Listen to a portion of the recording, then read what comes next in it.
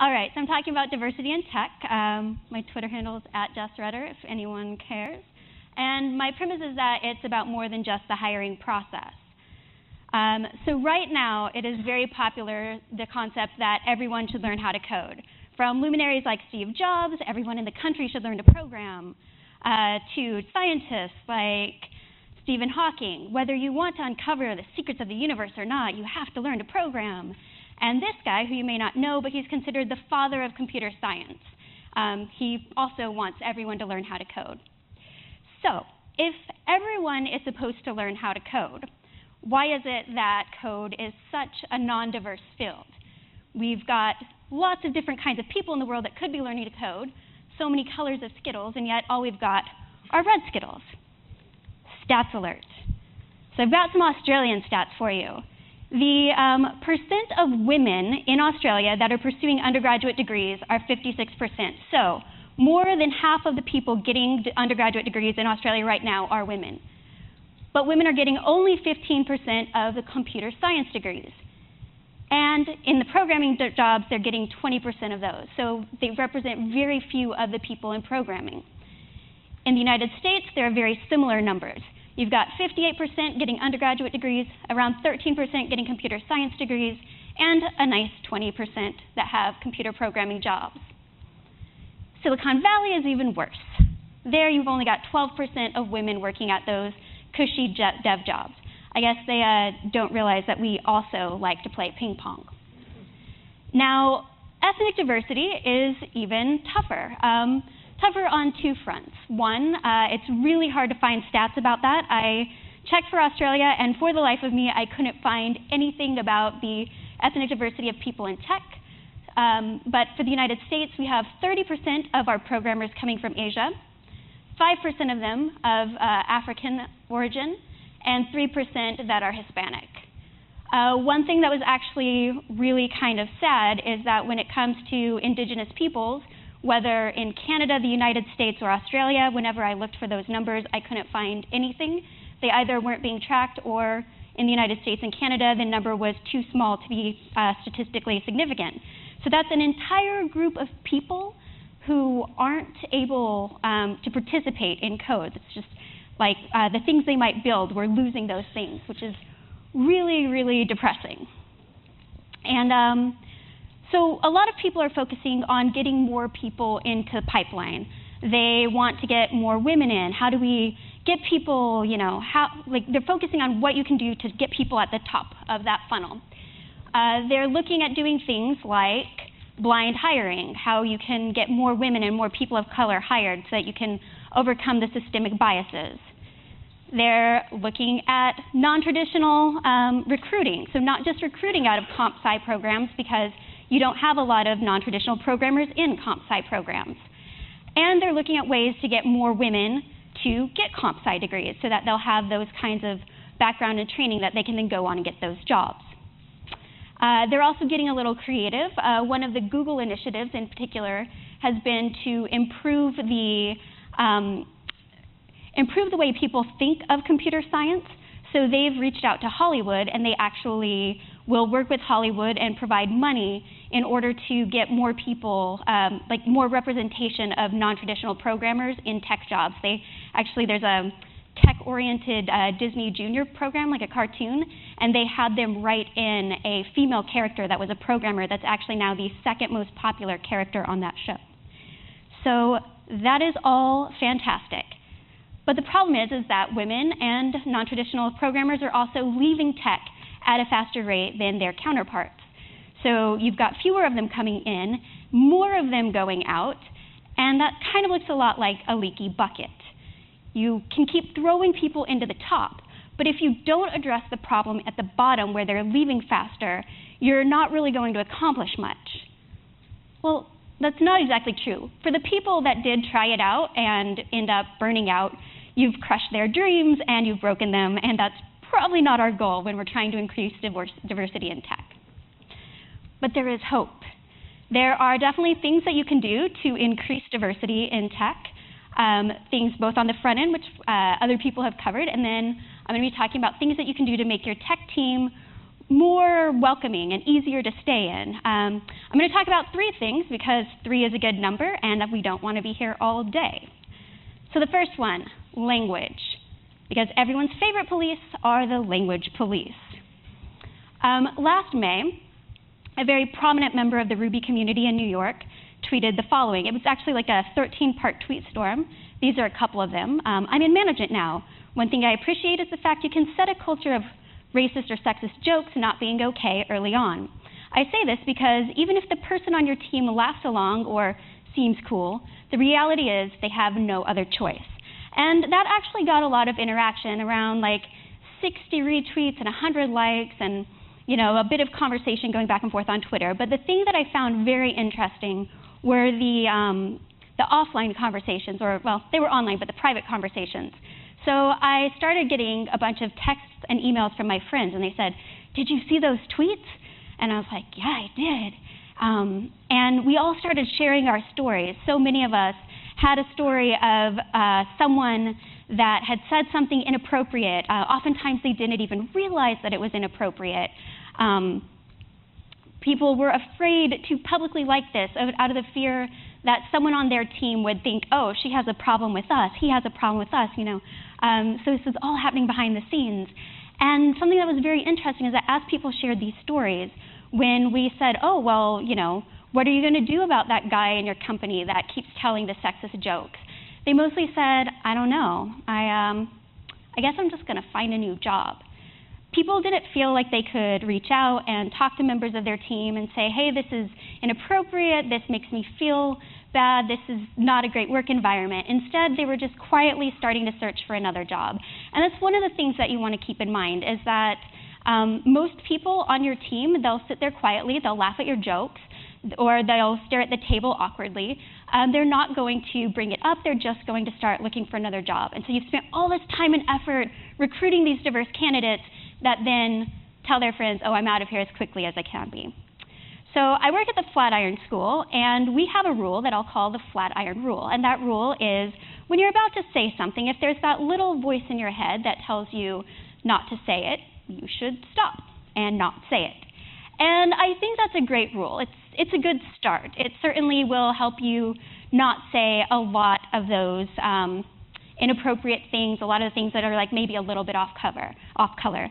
But one of the problems with that rule is that throughout history, like that voice, it's very culturally and like time and place oriented. And throughout history, there have been so many times that it has been entirely acceptable to both say horrible things and do horrible things to people, especially marginalized people. And it would be wonderful if we were completely different now and we had just like surpassed this part of being a human and this is no longer a problem. But chances are that we're just not seeing our blind spots, that we're also doing similar things and just not realizing it because it's perfectly acceptable for us to make fun of Southerners or make fun of, conservative people or people that are too liberal or whoever it may be. So we need a better algorithm. And I propose this one. This algorithm says, like, first you do the Flatiron Rule, and that's like, check if that voice is saying stop. Or if the comment is a generic statement and it's being made about greater than one person, especially if it's a person that you've never met before, keep it to yourself. Otherwise, feel free, converse, talk amongst yourselves. One moment. So that's great for like the things that you might be saying about others, but there's also the way you speak, the kind of language you use. And to cover this one, I am going to do something, and I'm going to break my cardinal rule. I'm going to hit the microphone, and after that, I'm going to break my cardinal rule, and I'm going to talk about politics, which is something I never do because there's no good in it. This is the anti-cat picture party. Now, they do not believe that there should be cat pictures on the internet. And imagine one day that you're coming in, filtering in for your Tuesday afternoon meeting, and your boss walks in and he says, "Did you hear about those idiots in the anti-cat party? Oh my gosh, they're insane! Who doesn't love cat photos?" Now, maybe you agree with him, maybe you don't. I'm sure if you don't agree with him, you are going to kind of like slink down and stay quiet. If you're a member of the anti-cat photo party, you are going to bury that deep, deep down inside because you don't want people saying you're ridiculous or stupid or insane. But even if you're not, it kind of sends a message to you. You've now learned that on your team, if you don't agree with your boss, if you have a different opinion, there's a good chance that you are going to be considered crazy, that it's not open for discussion, that you are just, you're written off and there's not a conversation to be had, which is kind of bad for a dev team because we're about problem solving. Like, you want to have those conversations. It's very dangerous. It's dangerous to do that to your team because you don't want them hiding their ideas. You don't want them hiding who they are. So instead, imagine that you would come in and you had said, all right, this is very interesting. I'm not sure why they don't like cat photos. I guess they're worried about filling up servers, but don't they realize we can spin up more servers? And certainly infinite servers could be filled with infinite cat photos, but I don't think we're quite there yet. What do you think? That's open language, and open language leads to conversations, and it teaches people on your team, it lets them know it's all right to be who they are, which is like a fantastic thing, because you're going to get better ideas, and you're going to get like a wider variety of people. And that's what you want. You want your team to be a safe place for all the random people and odd, headless, stuffed animals. Those animals, like, you've switched their heads around. It's kind of freaky. I will never own one, but they could be on my team if they wanted to, if they know how to code. Okay, mentorship. My clicker quit clicking. I hope my computer didn't freeze. Okay. It is the best kind of ship. All right, I'm giving up on the clicker. I'm just going to be over here. So with mentorship, there have been some studies that mentorship can be hugely helpful to people in all kinds of careers, especially in tech. But it's very dependent upon the kind of mentorship that they get.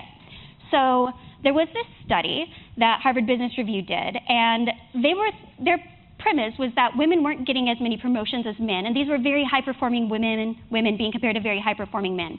And the premise was they weren't getting as many promotions because they weren't being mentored, and they found that they were actually being mentored at a greater rate. But it was a very different kind of mentorship. So the mentors that women had looked at stuff like helping them understand themselves and the way that they like to operate, their operating style. And they would give them behavioral suggestions. So things like, oh, if you want to make it up in the corporate ladder, if you want to be part of the tech world, you are definitely going to have to change your tone, which is every girl's favorite thing, that and smile. Men, on the other hand, they got a mentorship that was more aptly called sponsorship. So these are usually people that were higher up in the company, a little more powerful. And they would talk to them about promotions and opportunities that were coming on the pipeline, often things that hadn't even been mentioned publicly.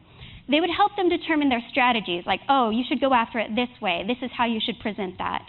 And they would endorse their authority publicly, which is super powerful when someone 2-3 levels up from you in the company comes and agrees with you and says, oh yes, he's the one that's in charge of this, things like that.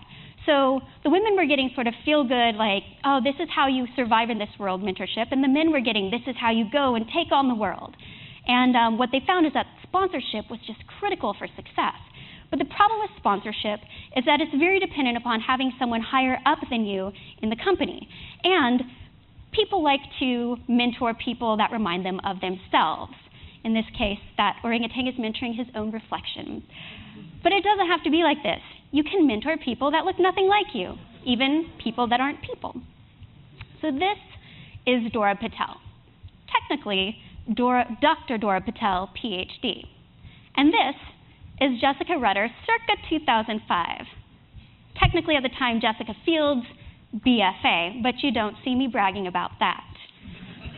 Now, you might notice that Dorb and Jessica are very different people. I'll start with the most obvious thing. Dorb prefers Star Trek and Jessica prefers Star Wars. Now, we love both franchises. They're great, but we have our preferences. Now, beyond that, he was born and raised in northern India, and I grew up in the Midwest of the United States.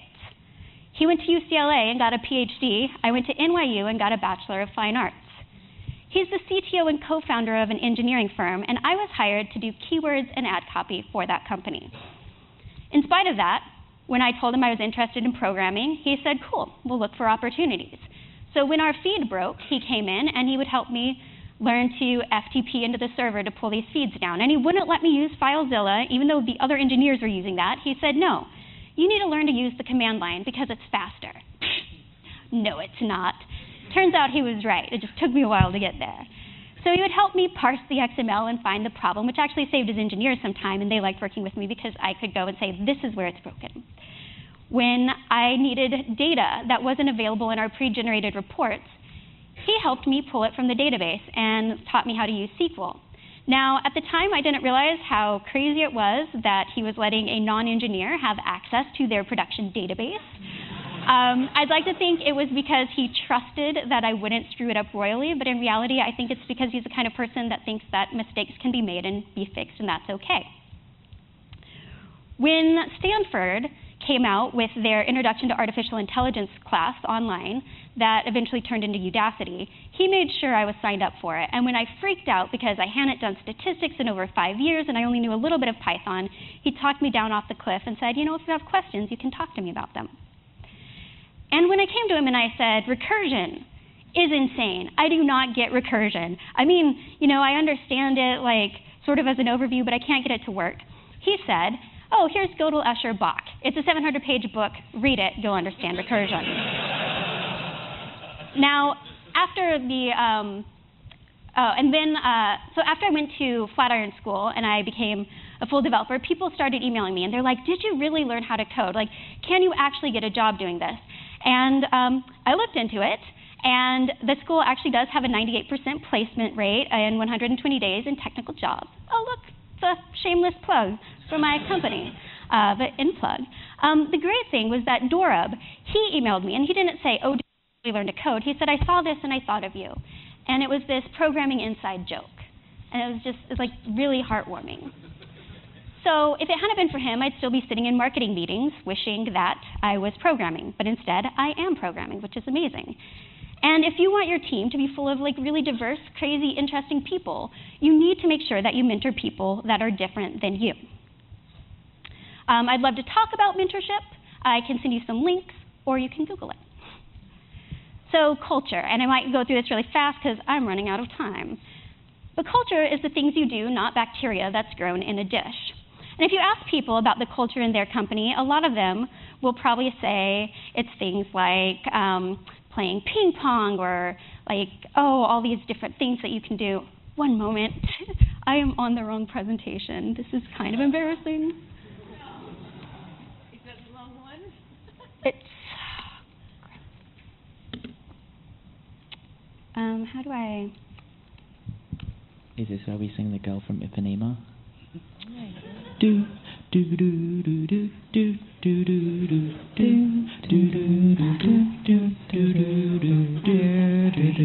do do. How do I get out of this? That's actually all I know from the girl from.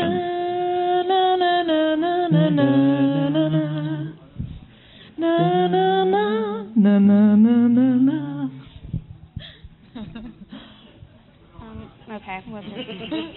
All right. There are a few slides that aren't in this one that are supposed to be in this one. We'll just go with it. Sorry about that. So people will say it's like their mission statements or whatever, but it's actually the things that you do when you are programming. It's the things around the code. And so a lot of times dev companies have made things like ping pong, kegs, more kegs, video games, sports, yo, bro. These are the cultures that we independently all came up with. And if you think about it, these are fun things. And if you're a 22-year-old frat boy, it's probably like the most perfect thing in the world. But it also is kind of like a cultural hegemony. And that is the thing that this Greek guy, Xenophon, came up with. And he basically was talking about how like all the Greeks got together and they had the concept of city-states. And they were like, all right, some of us are Greek, but some of us are just a little more Greek than others. And it was a way of saying, like, you're either in the in crowd or you're hiding all the things that make you not part of the in crowd so you can pretend to be part of the in crowd. Now, it doesn't mean that your boss is putting his fist down and say, here we play sports, and if you don't play sports, you can't join and be part of the team. But it does mean that for people that don't enjoy all of those things that you've been pushing, like they feel like less part of the team, and they'll often like go find places that fit them better. And we don't see this because these things are fun. Video games are fun. Drinking is fun. All of these things are fun.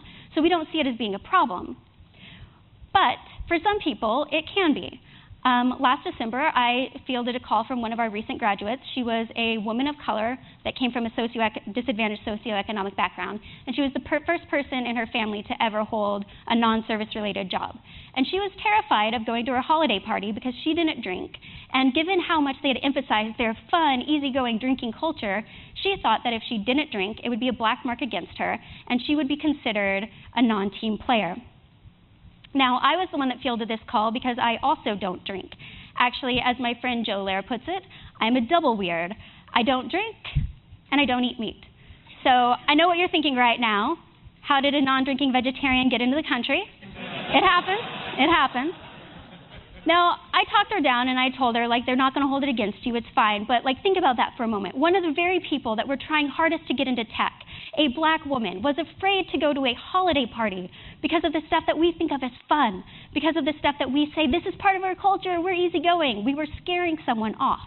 And it makes them feel lonely, and it makes them feel isolated. And if they don't have a school full of resources that they can talk to, other programmers that they can say, hey, is this how it works? They're going to be left probably thinking, tech isn't for me, I should go find something else.